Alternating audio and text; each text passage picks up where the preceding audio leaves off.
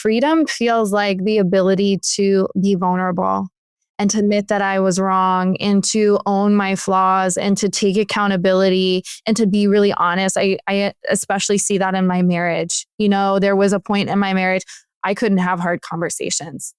Like I shut down, I stonewalled, I didn't make eye contact. And now I have the ability that I can sit down, I can navigate through challenging conversations. I can still be present. I can say like, yeah, I was wrong and I'm sorry. When before I wasn't able to do that because that felt so unsafe.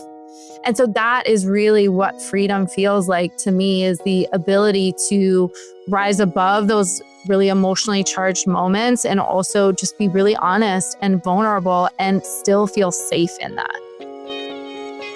Welcome to Limitless, the podcast for cycle breakers, change makers, and conscious leaders who are done performing, proving, and pleasing and are ready to live, lead, and create from deep alignment. I'm your host, Fiona Walsh. Every 2 weeks, I hold space for real soul-expanding conversations with guests who are still in it. They're navigating their biggest fears, shedding old identities, letting go of patterns that no longer serve them, and rising into their limitless potential. Together, we share what it's really like to be human, messy, raw, imperfect, and learning to own every part of ourselves, even the ones we've tried to keep neatly tucked away. We go deep into the work of coming home to yourself, getting out of your head, feeling safe in your body, letting go of old stories, and creating a life that's true to who you really are. Subscribing to Limitless is the best way to make sure you never miss an episode. So hit pause and tap follow or subscribe on your favorite podcast platform. Because this isn't about doing more. It's actually about remembering who you are. And that's what makes you limitless. Welcome to Limitless. Today is a microdose episode, so we're going to keep it under 20 minutes. I am joined by my dear friend, McKenzie Whelan. Welcome back, McKenzie. Hello, hello. So McKenzie, as you guys might remember, is a trauma-informed breathwork facilitator. I'm a somatic coach. We join our magic together and we have created an online experience which is called Regulate and Rise. And we welcome everyone from wherever they are in the world to come and join us and be held in a beautiful experience inside a sanctuary. And it really does feel like a safe sanctuary when you're there. And we together lead you through breath to regulate your body, calm it down. And then the somatic coaching is really around rising into the creator, the most powerful and empowered version of you. We have our next offerings happening on the weekend of November 1st and 2nd. And this month, we've chosen the topic from fear to freedom. And in this microdose episode, we are going to explore what that means and why we chose it. So let's jump in. Many of us are living in survival mode every single day. Now, it might be some of the day, it might be all of the day, but the unfortunate reality of where we are right now in this world is we know that most people are living in survival mode. And what that means is you're living from a place of under threat, where your nervous system feels like you could be under attack. And we then operate from a place of fear. So this place of gripping and clenching and tightening. And what we want to go through today is just sharing some of our own experience of realizing holy fuck, I was living so much of my life in fear, and how that then translates into how you make decisions, how you work with people around you, how you show up in your business, how you show up in your relationships, and then what it feels like when you can intentionally step in and call in more freedom into your life. Now, I know a lot of you listening have done a lot of work already. You've read the books, you listen to the podcasts, you've done therapy, you've done coaching, but you might still be under the surface in your thoughts, in your body, be stuck and operating from fear or survival mode. And that's sort of what we're going to explore today. And we really want to give you an experience in regulating rise where you feel safe in your body so you can come out of fear mode and start to experience what it feels like to be in creator mode, where ideas flow, where you feel free, you feel amazing. You'll feel like yourself again. It's a real remembrance. So let's jump straight in.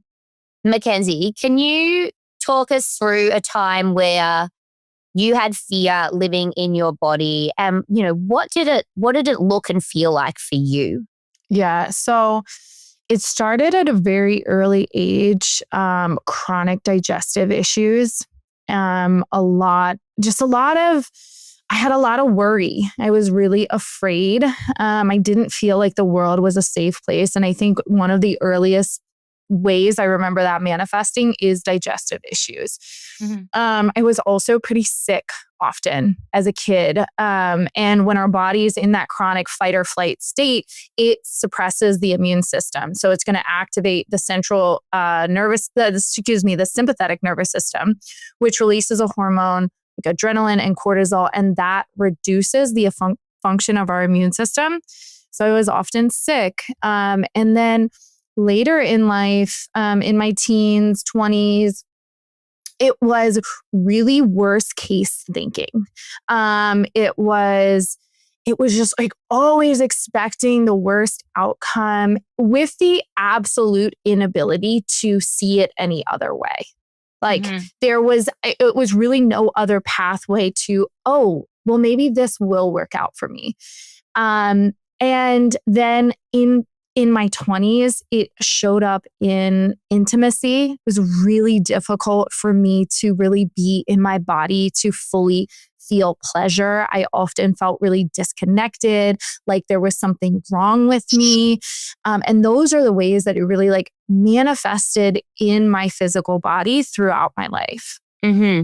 And do you think that you sort of normalized that state and you didn't? Now looking back, we can be very like, oh, it was that, this and that. But do you because I know lots of people, particularly with intimacy, will be like, well, I've always struggled with that and it's really hard for me to receive and that's uncomfortable and I don't want to be vulnerable with my partner and things like that. And I'm talking not just people in like their 20s. A lot of people listening have been in relationships for 20 years. Yeah. And so, yeah, did you notice it at the time or is this something you're more aware of now? It was really on when I got on the other side of it, when I realized that I had lived my entire life in a disassociative state. Because it wasn't safe to be in my body. I didn't feel safe being in my body. And I remember I had this moment where it was just like it almost felt like it was frozen with realization, like that realization that strikes you to your core and stops you in your tracks. And I just remember being like, holy fuck, I have lived my entire life being disconnected from my body. And I had that realization. And it wasn't like I was like then all of a sudden in my body. But after that realization, I was able to peel back the layers and be more and more and more present in my body. Beautiful. Yeah. Beautiful. Yeah, I think that's really relatable. I think what's interesting for me is that I notice fear show up, and this has been patterning since I was a kid, but definitely like as an adult as well, in the voices in my head and how loud they get and how tuned into them I am. And they speak from a place of fear and risk and don't do it just in case. And they can be really powerful. And I think when I flip into this kind of mode, and I still do, so I'm just going to say this, like, everyone still gets triggered and activated. And when you do, you go into your amygdala gets hijacked, which is a part of your brain that is the threat response, and it tries to keep you safe. And so protector parts come online, and the voices in your head are your protector part. So I will hear things like, okay, we've just got to like get control of the situation. I will like not let other people in. I'll be like, me. I've got this. I've got the type A in me goes into overdrive. and I'm like over functioning, over controlling, not letting people in when I genuinely probably need help at those times more than anything else. So what happens with our parts, we often, they try to keep us safe, but we end up doing the opposite of what we truly, truly need to be calling in. So I like to do it on my own, in my own way, on my own terms, and try and control everything, like every single little thing, which is exhausting and doesn't work. I think I also can be in my business when I get in a fear state. I will overanalyze stuff. I will try and make things perfect because I'm, again, trying to control the outcome, which I usually don't have much control over. And also self-doubt's a big one for me. So that voice will be like, do you think you can do it? Like, and then the comparison game comes in because I have an online business. I can see what other coaches are doing. You can literally like take yourself down a fear spiral, just comparing yourself to what other coaches are doing, and that you are not enough because you're not doing what they're doing. And I guess one of the things that I've learned more recently around that piece in particular is taking any action, even if it's messy and imperfect, is actually better because it moves you forward rather than being stuck in this like fear-based thinking and self-doubt and spiral, which like once you wake up to it and realize how much you're in it, it's sort of shocking. Like I think my inner critics were online 90% of the day when I was really struggling a few years ago. And now when they come online, I'll be like, oh, hey, we're here. You know what I mean? So yeah. What about you? Have you noticed a shift from how you used to be and how often you're in fear and survival mode to now? Totally. And I love, you mentioned like it still happens. It's going to happen. Like I feel like being regulated is not about never going to those places. It's how quickly do you bounce back? How quickly can you identify? Can you come back to baseline? Can you turn your fear brain off and move back into that like grounded, centered place? And I notice that a lot. I tend to find that a lot of the fear shows up in my unworthiness. Like that is, my fear of not being enough. And I look back on my life and there were so many times I showed up with that belief so apparent, or I wouldn't try because I was afraid that I already wasn't enough. I was afraid of failing. I was afraid of being exposed, people seeing me fail. Like that was just so real. And then that just manifested into those feelings of unworthiness. And so now that's one thing that I really notice. And I think that also like speaking to the comparison thing, I definitely fall into that. Whether it be my business or my body or my relationship or whatever that is, I can see so clear, like, oh, that's just my fear of not being enough. That's just my fear of failure. And then I can move more easily into that place of compassion because that version, it kept me safe. That at one point in time, like that version of me when I was younger really, really kept me safe. She helped me feel whole and protected. And now at this point in my life, she doesn't serve anymore. So moving into that place of compassion versus like, fuck, I'm doing it again. I'm still not good enough. I'm still doing this, because it's like almost you take you take another pathway down the fear spiral, of like, shit, it's happening and you're beating yourself up and all of those things. Yeah. And I really love that you talked about the younger version of you, because this is why we are all stuck in the fear side of things more than we realize. It is that our programming, our conditioning, which is in our inner world, we can't see it. It's in the subconscious part of our mind, which is stored in our physical body, was learned early. It was before the age of about 7. We are intuiting the whole time. We're like a big sponge for our environment. Every view or opinion or word is just going into your system, and you don't have a lot of discernment around like, well, I don't agree with that, or that's not for me. And so what you were exposed to up until the age of 7 shapes your inner operating system. but it also shaped things like things that you were scared of, things where programming but around big things around like safety, belonging. And we all have these wounds from when we were little, or imprints, you could call them. And the parts that are swooping in, the voices in the head that I talked about that are swooping in now as adults, are these protector parts who came online when you were 5 or 6, when you were not old enough to look after yourself. And they are protectors within your inner world. And part of the experience that we're going to take you through on November 1 and 2 is to start to get into conversation with some of these protectors so that they understand their role was needed when you were 5 or 6. But now you're a full-grown woman or man, you don't actually need them, and they can be on side with you. They're welcome to stay, come along for the ride, but they don't need to jump in and swoop and take over like they do, and which makes us feel quite triggered or activated in those moments, or when you self-sabotage, if anyone can relate to that. Some of the mirrors that you may have and the stories that you may have started to tell yourself from when you were a child that might resonate with some of them was you might have learned that rest was not safe. So if you were in a household that was go, go, go, and it was A+ on your report cards, and it was all about the results, you might have learned that your productivity and your results, it was how you earned love and safety and belonging. And if you were praised for being super independent, which McKenzie and I both were, you might also have learned to silence your needs. And you might have learned to disassociate from your emotions so that you were not too much or not enough. So that one can go either way. If you became the calm one, or the one, the peacekeeper, the caretaker who held it all, perhaps in your younger years, it was safer to manage everyone else's emotions, but not to feel your own. So you sort of self-abandon from your own emotions.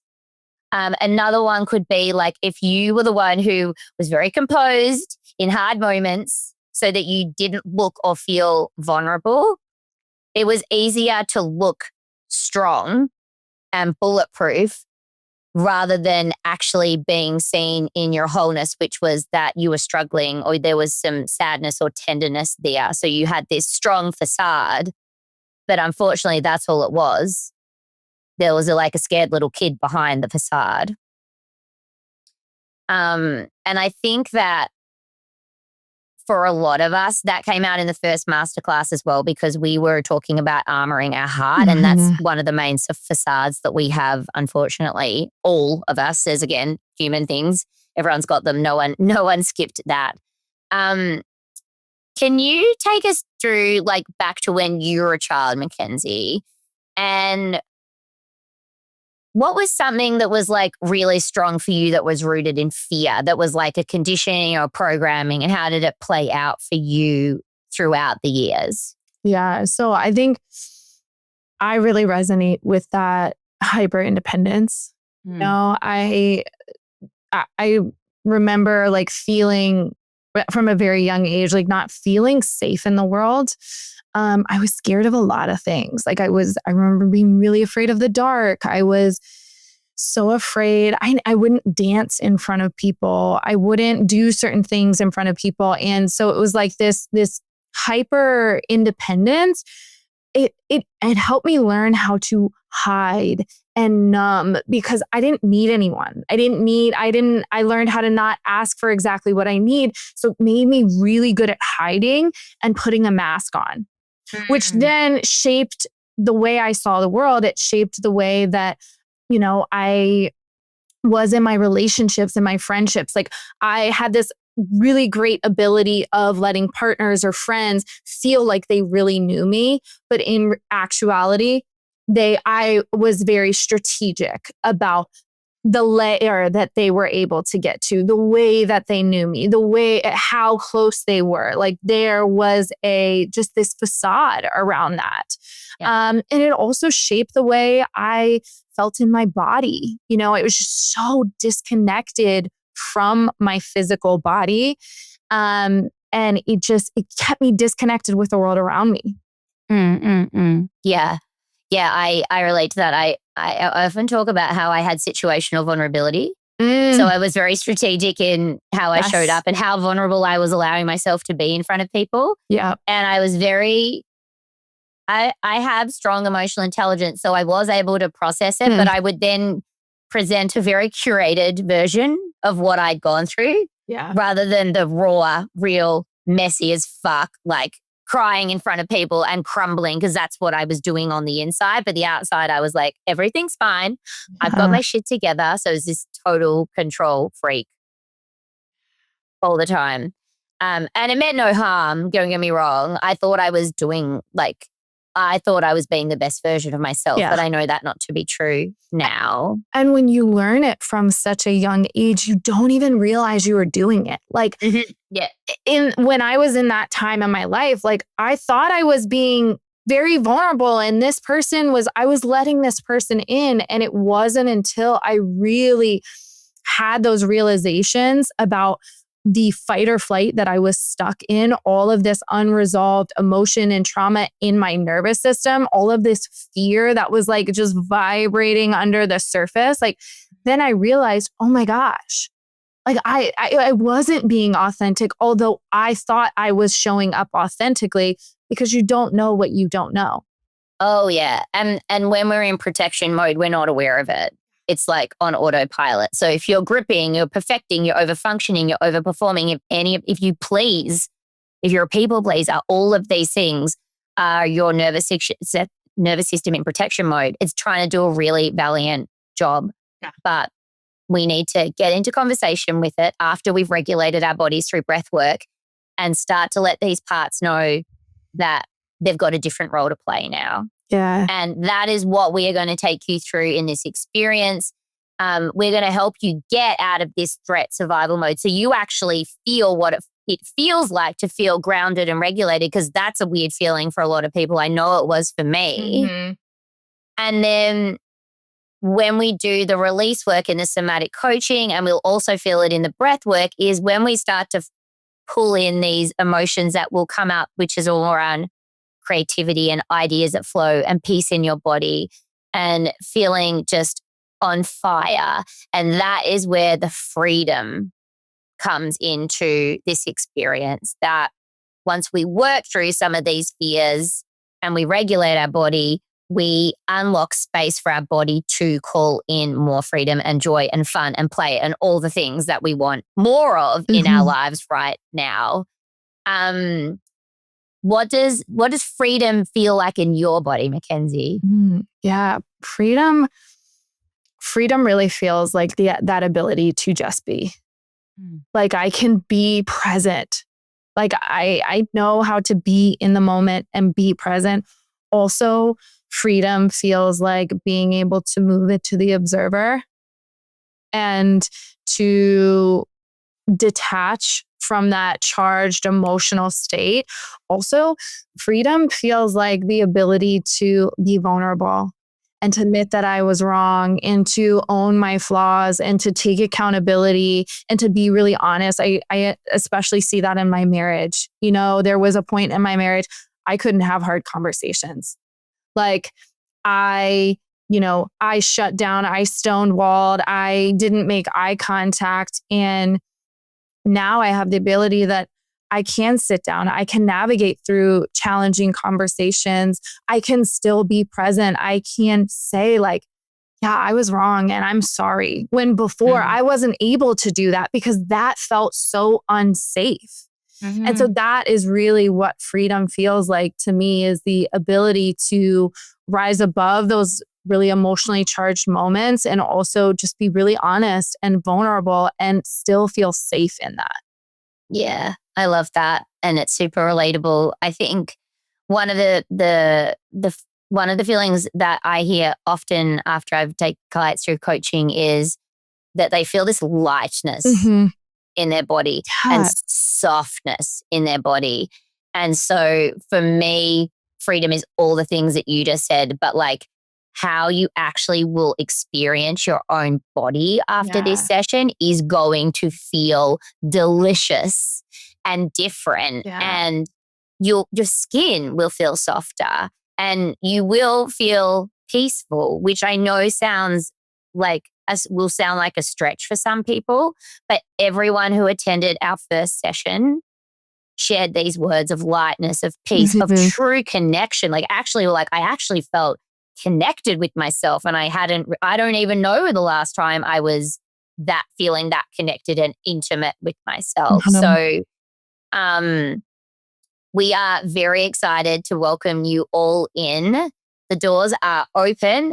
The sign-up page is going to be in the show notes, and we will also be sharing on our Instagram accounts up to the event on November 1 and the other one on November 2. We really, really invite you in to come recalibrate with us, experience something different in your body, so that we can move out of feeling stuck and in fear and rise into whatever you are calling in your life. McKenzie, do you have any final words to say? I love that. I think that really, I love what you said about feeling the freedom in your body and how good your skin feels, and even just feeling that in this moment, being so grounded and so present here, and that feeling so good. I'm not feeling oh, I need to be somewhere else or doing something else. It's this deep sense of presence. And how often do we sit down and literally just allow our bodies to feel good? I love it. When's the last time? And I think about where fear lives. Fear doesn't live up here, but it manifests up here, that overthinking or, the shoulders that are up to your ears. That's a symptom of the fear, but the fear lives in your body. And so the beautiful thing about the masterclasses that we have created, it gives your body a chance to let go in a very supported, safe place with people who are there doing the same thing. And there's also another beautiful element of the collective energy that we saw in our last call of just how the vulnerability and opening your heart individual created this beautiful connection in the group container. So I'm so excited to support everyone through this again. Yeah, it's going to be beautiful. So From Fear to Freedom is going to be coming up on the first week in November. We invite you all to come and experience the magic of breath and somatics and what it's like to give your mind a break and really drop into your body and connect mind to body, because most of us are living in a disconnected state. No more thinking. You don't need to talk. You don't need to strategize in this session. Your brain gets a little break and you just need to show up. Allow us to hold you, soften, receive, and we will be there every step of the way with you, and as will everybody else who joins us. It's a beautiful, supportive community, and you will be held. That is our promise. So please join us, and we look forward to seeing you inside the sanctuary. Yes. Thank you for tuning in to Limitless. If you enjoyed today's episode and love hearing the stories of courageous cycle breakers, I'd be grateful if you could leave a review on Apple Podcasts or Spotify. Your feedback not only helps others discover the show, but it also amplifies our mission to unlock emotional freedom and true potential. Every review makes a difference in helping more people embrace their limitless life.